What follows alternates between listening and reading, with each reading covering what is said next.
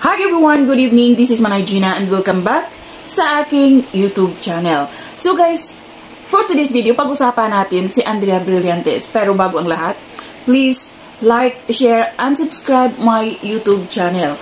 So guys, ayan, update tayo kay Andrea. Grabe, sobrang galing niyang sumayaw. So ayan guys, nilagay ko dyan sa screen at grabe talaga kung gumalaw si Andrea. Alam mo yung every time na gumalaw siya, yung mga moves, sumasabay ang kanyang mukha. Yung facial expression niya, grabe talaga. Kung ano yung galaw niya, ganun din yung mukha niya. Ang ganda-gandang bata talaga ni Andrea. Kaya no wonder kung bakit siya yung number 1 na the most beautiful faces. No? Kasi sobrang ganda niya. At maliban sa ang galing niyang sumayaw, napakagaling na artista naman talaga ni Andrea at hindi yan maipagkakaila. Siyempre, since child star pa naman siya, since nung maliit siya hanggang ngayon, andyan pa rin siya sa industriya. Ang galing lang talaga na ganyan sa murang edad niya, imagine nyo CEO na din siya.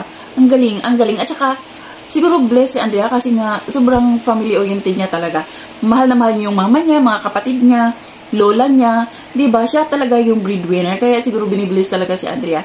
So, galing, no? Ang galing lang. So, yun lang guys. Thank you for watching. Until then, bye. God bless everyone. Bye, be kind.